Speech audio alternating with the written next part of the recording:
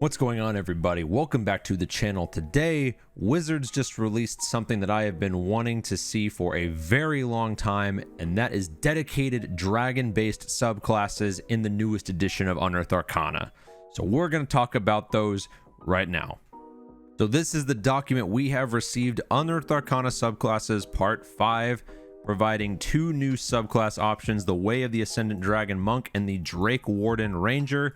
We will finally get to see if Ranger is actually good.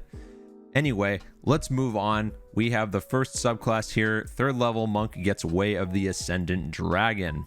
As a follower of this monastic tradition, you decide how you unlocked power of the dragons through your key. And there's some tables on how you got this through the origin table. First off, we have level 3 Draconic Disciple. When you damage a target with an unarmed strike, you can change the type to acid, cold, fire, lightning, or poison. You can get through some damage resistances that way. Very nice. You can learn to speak, read, and write Draconic. And if you fail a Charisma, Intimidation, or Charisma Persuasion check, you can use your reaction to re-roll the check. Once this feature turns into a success, you can't use it again until you finish a long rest. So you get limitless advantage on Persuasion or Intimidation until it works. Pretty good. Next up, we have Breath of the Dragon, same at level 3. You can channel your key into destructive waves of energy like the dragons you emulate. When you take the attack action on your turn, you can replace one of the attacks with an exhalation of draconic energy, either a 20-foot cone or a 30-foot line that is 5 feet wide, your choice.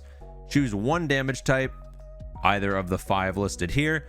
Each creature in the area must make a dex save against your key save DC or take damage equal to 2 rolls of your martial arts die on a failure or half as much on a success. At level 11, your damage goes to 3 rolls of your martial arts die. You can use this a number of times equal to your proficiency bonus, and you regain all expended uses when you finish a long rest. If you have no uses available, you can use 1 key point. Now, a single key point to do a 20-foot cone of energy that deals multiple martial arts dies worth of damage. I think that this is really good at level 3. Like, surprisingly good at level 3, considering how often you would get to use this early. But that's just me. Next up, we have Wings Unfurled. Level 6 feature. When you use Step of the Wind, you can unfurl your spectral draconic wings from your back that vanish at the end of your turn. So during your turn, you gain a flying speed equal to your walking speed, which as a monk, you can stack walking speed up really high. So this could be used in very crazy ways.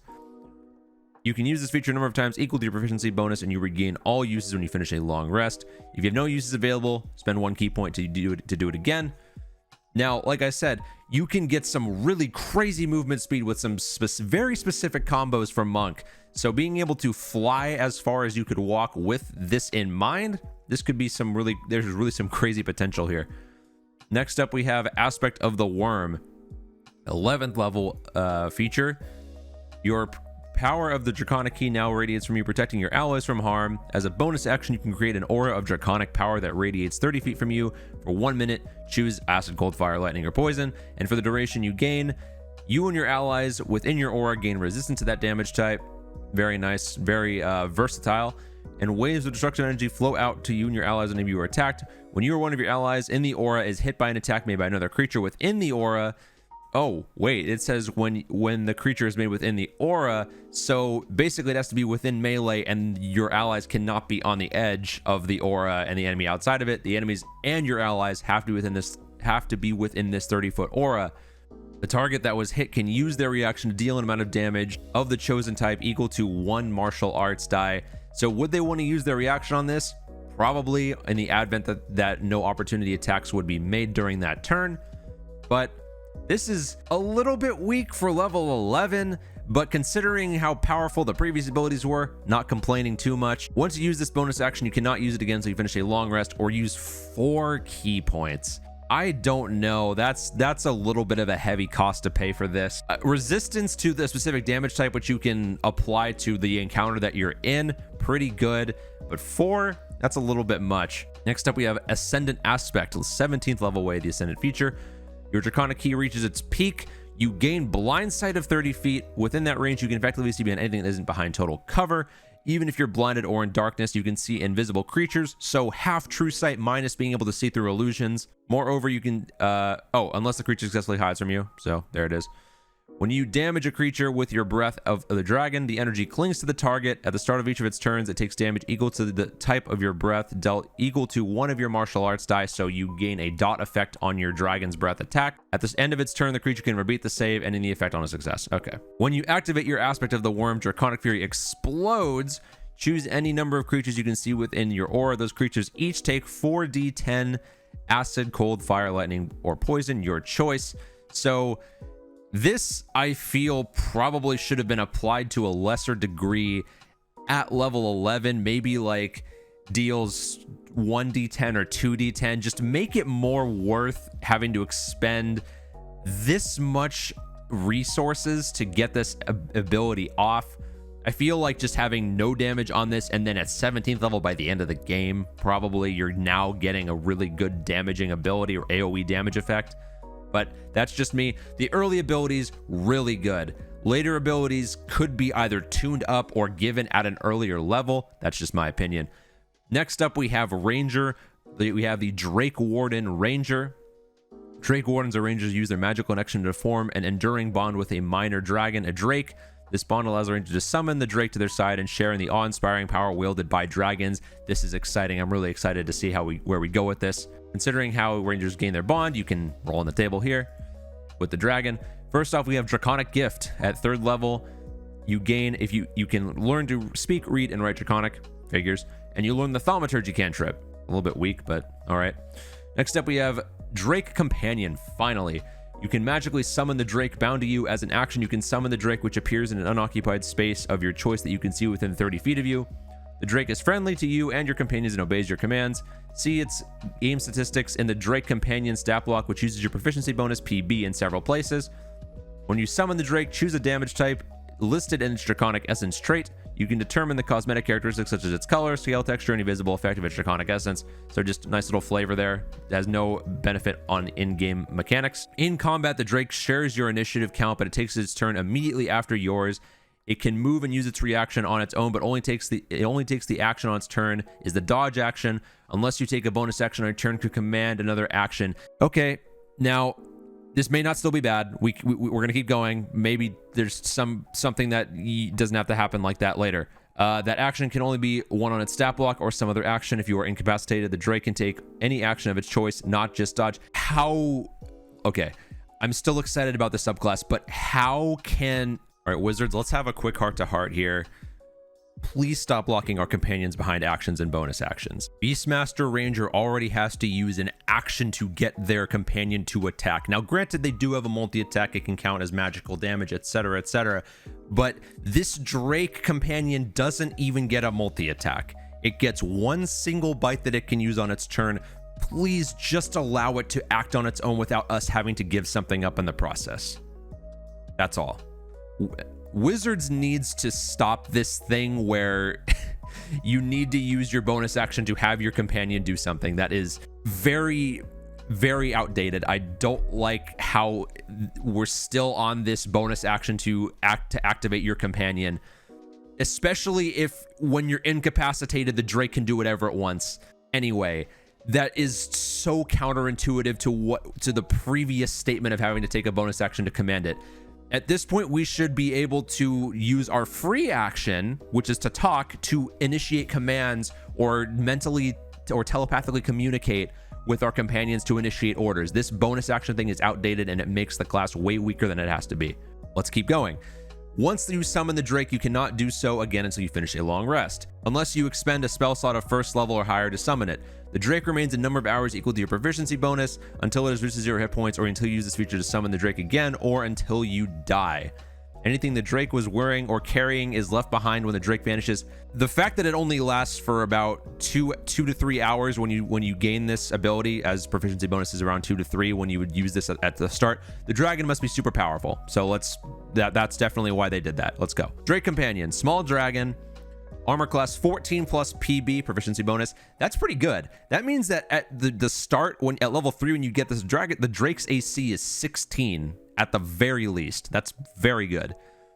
Hit points 5 plus 5 times your ranger level. The Drake has a number of hit dice d10s equal to your ranger level. That's fair.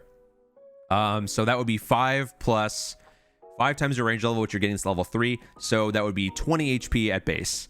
Okay, that's still pretty good. Movement speed 40 feet. That's good. Faster than most player characters. That's a nice add there. Stat array, we have 16 strength, 12 dex, 15 con, 8 int, 14 wisdom, and 8 charisma. It's pretty standard. Nothing too crazy there. Saving throws, dex 1 plus proficiency, and wisdom +2 plus proficiency. So decent there. Damage immunity is determined by the Drake's Draconic Essence trait. So whichever Draconic Essence trait you choose, that dragon gains immunity to it. It's fair. Dark vision out of 60 feet and passive perception of 12. Speaks Draconic, and the challenge doesn't have a challenge rating and has proficiency bonus equal to your bonus. That's literally written earlier. Draconic Essence. When you summon the Drake, choose a damage type: acid, cold, fire, lightning, or poison. The chosen type determines Drake's damage immunity, the damage of its bite, and the damage of infused strikes trait. So for its actions, we have bite, melee weapon attack +3 to hit plus proficiency bonus. Reach 5 feet and deals 1d6 piercing plus the proficiency bonus of the damage type that you chose for your trait, the Draconic Essence. And its reactions: infused strikes. When another creature within 30 feet of the Drake that it can see hits with a weapon attack, the Drake infuses the strike with its essence, causing the attack to deal an extra 1d6 damage type determined by its Draconic Essence. Okay, so it can use its reaction to buff your strikes or your allies' strikes. So that's pretty good. It's very flexible. But that's it for the stat block, but let's see what we get further on. At level 7, Bond of Fang and Scale. When your Drake is summoned, you and your Drake gain the following benefits. You gain resistance to the damage type chosen by the Drake's Draconic Essence, so they get immunity, you get resistance. Pretty good for level 7. Choose one of the following. The Drake gains a swimming speed of 40 feet and can breathe both air and water, or the Drake grows wings and gains a flying speed of 40 feet. So I guess depending on your campaign, I don't see any other reason why you'd pick anything other than flying here. I mean, that's the obvious choice for me, unless you're playing like a salt marsh campaign or an aquatic based campaign. Otherwise, maybe you'd pick the swimming speed, but I feel like everyone's going to pick flying. Let's be honest. The Drake's bite deals an additional 1d6 damage type chosen for its Draconic Essence. So 2d6 of its type instead of 1. Level 7, pretty good. At level 11, we have Drake's Breath. A breath attack for the dragon. At level 11, finally. As an action, you can exhale a 30-foot cone of damaging breath, or you can make your Drake do it. Choose acid, cold, fire, lightning, or poison damage. Each creature in the cone must make a dexterity saving throw against your spell save DC, taking 6d6 damage on a failed save rather than on a success. This damage increases to 8d6 when you reach 15th level. Once you use this feature, you cannot do so again until you reach a long rest, or you have to use a 3rd level spell slot.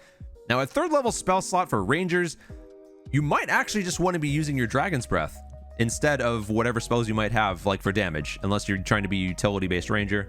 Maybe pick something else. But this is interesting. It isn't worded here, but could you use your dragon's breath weapon attack and choose the damage type from your dragon, even if your dragon is already a chosen essence type? Like if you add a lightning essence dragon, could you just decide to make it breathe acid? It's not really worded here, but if you could do that and you could have it be that versatile, that's a bit better. Unless you can only do it for yourself, but again, not worded, so we don't know. Next up, we have Perfected Bond. 15th level. Your bond reaches its pinnacle of its power. Your Drake grows to large size. Probably more. Yep, right here. The Drake's bite attack deals an extra 1d6, so a total of 3d6 damage on the bite. When you or your Drake takes damage while you're within 30 feet of each other, you can use your reaction to give yourself or Drake resistance to the instance of damage. So once per turn, you can just take half damage if you and your dragon are within 30 feet. That's pretty good, especially at higher level when attacks are going to start hitting you for a lot of damage. Just being able to have it, this is a good time to get that ability. So the only two issues I have with this Unearthed Arcana right now are both in the Drake Warden Ranger and one Wizards. Please stop locking our companions' actions behind bonus actions. Just stop doing it. I don't know what more I can say on that. It would bring this Ranger in line with some of the more powerful melee or half-caster based classes. Please, if this ever goes to print, please allow the Drake to act on its own turn without having to use a bonus action. Number one. Number two, don't put a timer on it. I say this just for the sake of flavor at this point. Like, having it disappear after a couple hours, that's not fun. I think that having this be like your permanent companion, unless you decided to like resummon it to change the Draconic Essence type, I think that is perfect enough. I think that having it be a permanent companion is not too powerful because of the fact that you would have to choose one damage type and it would stay that way, like in terms of immunities or breath weapon attacks, whatever it is. So Wizards, for this Unearthed Arcana, 2 things: make the Drake be able to do things without us having to use a bonus action, and allow it to stay permanently until we dismiss it, we die, or we resummon it. Do not put it behind a time limit based on proficiency bonus. That is all I have for this UA. This is some really flavorful stuff. I have been waiting for dragon-based subclasses for a very long time. We finally got them. I just hope that Wizards takes the time to recognize that Rangers are still weak and need something better than having to use a bonus action to use companion things. We got that wrong with Beastmaster. Let's not get it wrong with this one. But guys, that is going to be my review of Unearthed Arcana Subclasses Part 5. I've been waiting for this for a very long time. Dragon-based subclasses. Wizards just needs to make a couple key changes to make this the best, in my opinion, Unearthed Arcana we have seen to date. But anyway, guys, that's going to do it for me. If you like this video, be sure to leave it a like. Next review is probably going to be on Tasha's Cauldron of Everything, unless Wizards put something crazy out between now and then, or maybe a DM's Guild review before then. So be sure to subscribe if you guys haven't. Until next time, have fun, stay safe, and as always, happy gaming.